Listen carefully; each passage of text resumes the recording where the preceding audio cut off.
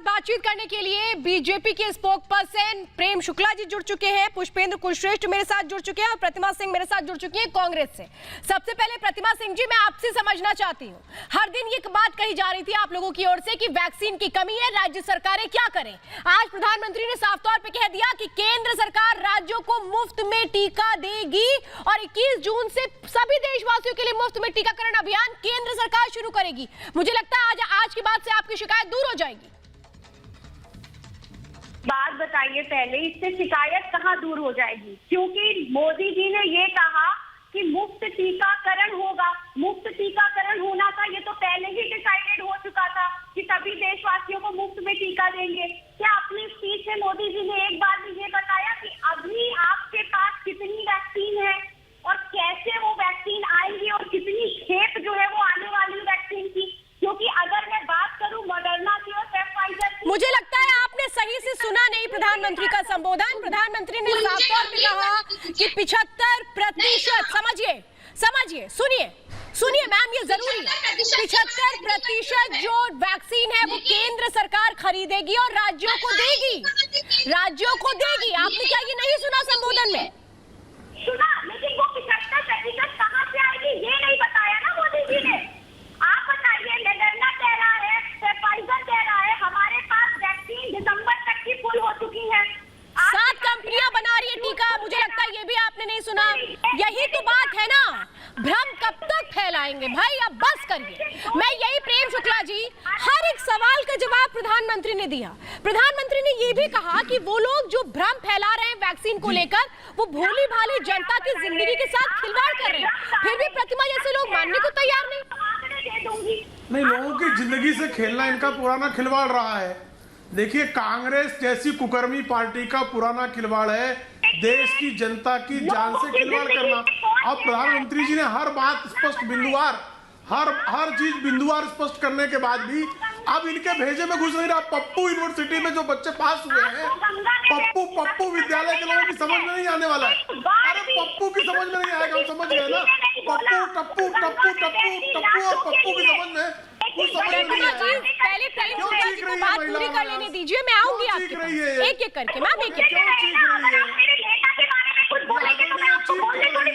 इनको हो गया, क्यों मिर्ची लग गई इनको? मैंने सवाल किया है अभी प्रेम शुक्ला जी से। प्रतिमा जी, तो कांग्रेसियों को आपके नेताजी की तारीफ में कुछ नहीं यहाँ पर हो रहा है। मैम सुनिए, जिन बातों को रख रहे हैं प्रेम शुक्ला, फिर आती हूँ आपके पास। आदरणीय प्रधानमंत्री जी के निर्णय के कारण होता है तो कांग्रेस को इतनी मिर्ची लगने का कोई कारण नहीं है। आदरणीय प्रधानमंत्री जी भारत के हर नागरिक के प्राणों की सुरक्षा का दायित्व का निर्वाह केंद्र सरकार के द्वारा वैक्सीन प्रोक्योर करके कर रहे हैं। लेकिन अब कांग्रेस के लोगों की समझ में नहीं आ सकता, जिनकी मति मूल हो गई है, जो विरोध में अंधे हो गए हैं, ऐसे विरोध में अंधे हुए महामूर्खों की समझ में कुछ नहीं आएगा। ये सिर्फ भ्रम फैलाएंगे, ये देश की जनता की जान पे प्रतिमा जी, मैं आऊंगी आपके पास। ये चाहते हैं भारत की जनता बढ़ती है। प्रेम शुक्ला जी, मैं आती हूँ आपके पास। सर मैं आती हूँ। प्रतिमा जी, मैं भी आपके पास भी आती हूँ। देखिए, जिन बातों को यहाँ पे रखा गया है, मुझे लगता है अगर तथ्यों के साथ इनका जिक्र किया जाएगा प्रतिमा जी, तो बहुत अच्छा रहेगा।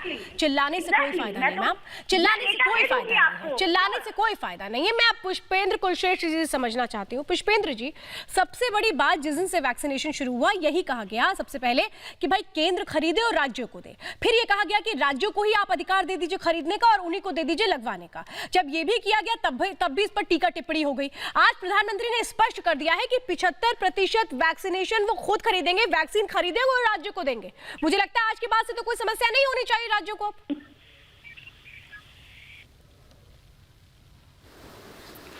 देखिए, बात सबसे बड़ी यह है कि देश का प्रधानमंत्री जब राष्ट्र को संबोधित करता है तो कोई पॉलिटिकल भाषण या किसी स्पोक पर्सन का जवाब नहीं देता है।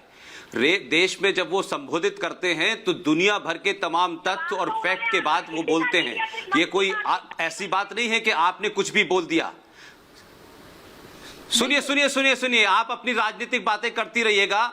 देश का प्रधानमंत्री राष्ट्र को जब संबोधित करता है तो सारे फैक्ट उसके पास होते हैं, सारे फिगर होते हैं, और शायद उन्होंने जो भी कुछ संबोधित किया है वो आप जैसे पेशेवर नेताओं के लिए ही किया है कि इस देश में एक बहुत बड़ा पेशेवर नेता है, जिस तरीके से वो र्यूमर फैलाते हैं, डिसइंफॉर्मेशन फैलाते हैं, मिस इन्फॉर्मेशन फैलाते हैं, एजेंडा पत्रकार हैं जो वॉशिंगटन पोस्ट में छपवाते हैं, इस देश के अंदर र्यूमर क्रिएट करते हैं, हाहाकार पैदा, अनार्की पैदा करने की कोशिश करते हैं। प्रधानमंत्री ने आज उन्हीं लोगों को जवाब दिया है। आप जैसे लोग जो अपनी ख्वाहिश को खबर बना रहे हैं वो ध्यान रखें क्या कर रहे हैं। आप देश के साथ में ये आपके खिलाफ राष्ट्रद्रोह का मुकदमा चलना चाहिए कि आप इस देश को गुमराह करते हैं, अनार्की फैलाते हैं, लोगों को मारने की बात करते हैं। प्रतिमा जी, क्या प्रॉब्लम हो गई है क्या कुछ आपको? प्रतिमा जी, मेरी आवाज पहुंच रही है कि नहीं आप तक पहुंच रही है?